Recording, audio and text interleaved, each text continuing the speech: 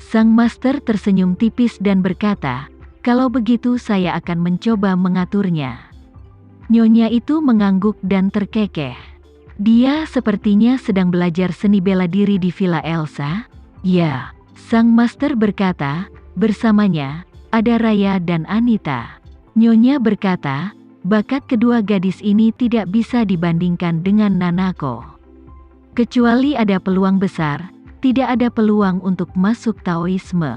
Sang master tidak bisa menahan diri untuk tidak berkata dengan sedikit khawatir, "Nyonya, Nanako adalah orang Jepang. Jika dia benar-benar bergabung dengan Tao, apa ada risikonya?" Nyonya menggelengkan kepalanya dan berkata, "Jangan khawatir, tidak masalah dari negara mana dia berasal. Yang penting adalah apa karakternya jujur dan di mana hatinya berada. Jika akhlaknya buruk dan hatinya sesat, apa bedanya jika dia orang Indonesia?" Setelah jeda, Nyonya menambahkan, "Saat ini, sepertinya karakter gadis ini sempurna, dan hatinya tidak lagi berada di Jepang." Alis sang master melebar dan dia berkata sambil tersenyum, "Nyonya benar, saya terlalu khawatir." Nyonya mengangguk dan bertanya padanya, "Ngomong-ngomong, bagaimana perasaanmu terhadap Isyana saat kamu melihatnya hari ini?" Sang master menghela nafas, "Saya merasakannya meskipun Isyana berdiri di depan saya. Saya tidak bisa melihat jejak waktu sama sekali. Dia telah hidup lebih dari 300 tahun dan masih terlihat dan merasa seperti gadis muda. Sungguh patut ditiru." Setelah mengatakan itu, istri tuan itu menambahkan, "Namun, dia selalu bisa memberikan perasaan samar dan tak terduga kepada bawahannya." Wanita itu tersenyum dan berkata, "Tanpa kultivasi apapun, dia bisa melarikan diri dari Victoria selama lebih dari 300 tahun. Sambil diburu dan masih bisa bertahan hidup utuh di dunia yang penuh perubahan. Pikiran Isyana pasti jauh melampaui orang biasa. Sebenarnya aku sudah mengetahui keberadaannya sejak lama, tapi seperti Victoria, aku tidak pernah bisa menemukan jejaknya.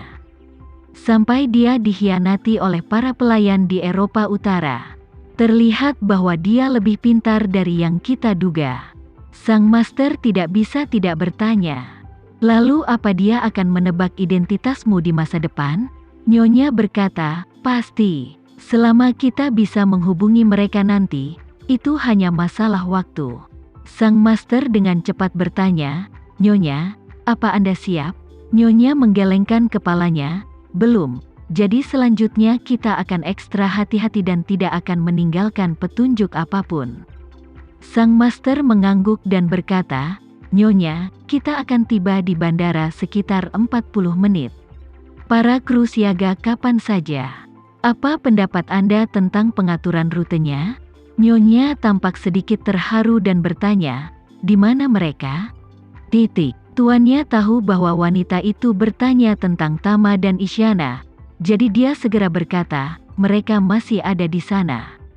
Dan mereka mungkin akan terbang langsung ke Jakarta nanti." Wanita itu mengangguk, merenung sejenak, dan berbicara, "Kalau begitu kita harus lebih berhati-hati dan terbang ke ibu kota dulu.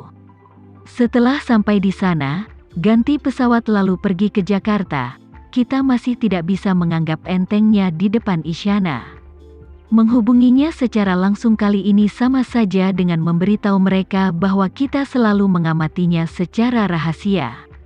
Dan mereka akan lebih berhati-hati di masa depan." Ketika Tama dan Isyana tiba di bandara, sebuah pesawat pribadi baru saja lepas landas dari bandara yang sama dan menuju Surabaya. Setiap hari, banyak jet pribadi dan jet bisnis dari perusahaan leasing terbang ke ibu kota Surabaya dari ibu kota provinsi. Sebab, pesawat ini tidak menarik perhatian khusus. Pesawat Gulfstream milik keluarga Renza juga sudah lama menunggu di sini. Setelah Tama dan Isyana melewati pemeriksaan keamanan dan menaiki pesawat dengan lancar, kapten segera menuju menara untuk lepas landas dengan Jakarta sebagai tujuannya. Saat pesawat lepas landas, Tama masih memelintir gelang berbahan gaharu itu. Setelah keheningan saat lepas landas dan pendakian, Tama tiba-tiba bertanya kepada Isyana, "Biksu yang kamu lihat hari ini? Selain membujukku untuk kembali, apa dia memberitahumu kapan aku bisa memasuki pegunungan Siwan lagi?" Isyana menggelengkan kepalanya dan berkata, "Dia hanya mengatakan bahwa pegunungan Siwan terlalu berbahaya dan Tuan Muda tidak boleh pergi ke sana. Tapi dia tidak mengatakan kapan Tuan Muda bisa pergi ke sana lagi. Mungkin, untuk amannya, Tuan Muda tidak akan pernah bisa pergi ke sana lagi." "Mengapa?" Tama bergumam, "Dia bilang ada bahaya di sana, tapi betapapun tingginya risikonya, selalu ada batas bahayanya. Sekarang aku tidak cukup kuat, tempat itu bagaikan gunung pedang dan lautan api bagiku.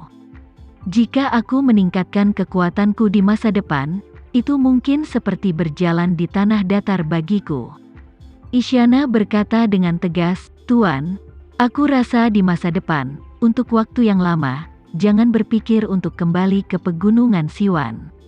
Daripada menyia-nyiakan perhatianmu di pegunungan Siwan, sebaiknya kamu memikirkan bagaimana kamu bisa menemukan peluang untuk menerobos dan membuka istana Niwan sepenuhnya." Tama bertanya balik, "Setelah istana Niwan dibuka, apa boleh aku kembali ke pegunungan Siwan?" Isyana menggelengkan kepalanya, "Aku merasakannya meskipun istana Niwan dibuka. Kamu tidak bisa kembali, karena kamu hanya akan membuka istana Niwan dengan paksa. Kamu memenuhi syarat untuk melawan Victoria, dan peluang untuk menang sangat rendah. Jika kamu ingin kembali ke pegunungan Siwan, setidaknya kamu harus melampaui Victoria terlebih dahulu." Dalam pandangan Isyana, meskipun biksu itu palsu, apa yang dikatakannya pasti benar. Tama tidak bisa pergi ke pegunungan Siwan. Kemungkinan besar Surya Puja memiliki konspirasi yang telah terjadi selama ratusan tahun dan menunggunya. Mungkin Surya Puja benar-benar seperti pohon teh puca. Siapa yang menemukan cara lain untuk menghindari nasib kematian?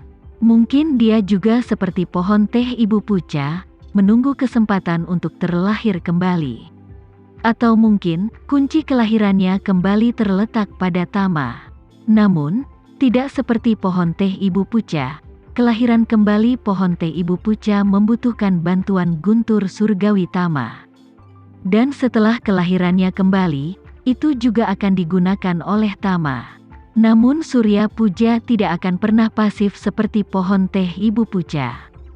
Dia telah hidup selama 1000 tahun, dan dia dengan sengaja memberikan kesempatan untuk dilahirkan kembali. Dia tidak akan pernah membiarkan dirinya menjadi alat atau penghalang bagi orang lain. Meskipun itu terlalu samar-samar, Isyana berspekulasi bahwa kemungkinan yang paling mungkin adalah Tuan Surya Puja sedang mencari kesempatan untuk melawan tamu tersebut dan merebut tubuh Tama, seperti dalam legenda. Memikirkan kembali apa yang Tama katakan sebelumnya, ayahnya telah mempelajari masalah Senglongge saat itu.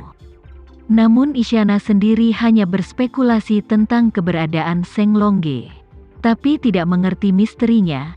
Jadi dia membuka mulutnya dan berkata kepada Tama, "Tuan, aku yakin Tuan Muda dan aku masing-masing memiliki beberapa tugas mendesak saat kita kembali ke Jakarta kali ini. Aku ingin tahu apa Master bersedia mendengarkanku menjelaskan lebih lanjut?"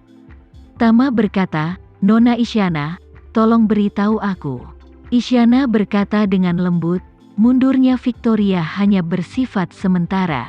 Prioritas utama Tuan adalah menemukan cara untuk membuka istana Niwan. Dan prioritas utamaku adalah menemukan cara untuk menyimpulkan apa arti dari Senglongge. Dan mengapa kata ini selalu dikaitkan dengan Tuan Muda?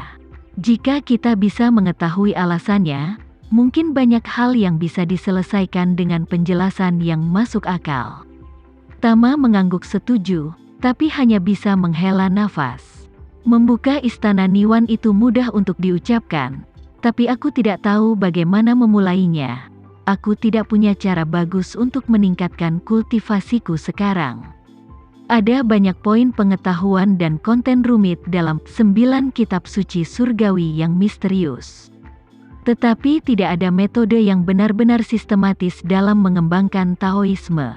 Meskipun aku terus meningkatkan kekuatanku melalui pemurnian ramuan, obat mujarab kini telah mencapai titik hambatannya. Meskipun pil budidaya bagus, meminumnya secara membabi buta tidak dapat meningkatkan kultivasi dan kekuatanku secara sistematis.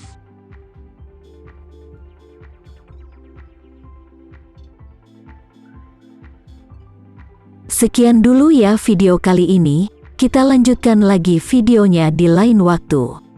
Oh iya, bagaimana menurut kalian? Semoga bisa sedikit menghibur kalian semua. Untuk teman-teman yang baru nonton, jangan lupa subscribe ya, hehehe. Dan kalau teman-teman ada yang ingin gabung langganan, bisa langsung gabung saja untuk dapat fitur yang menarik dan sedikit membantu Mimin. Terima kasih banyak sudah menonton, sampai jumpa lagi, bye.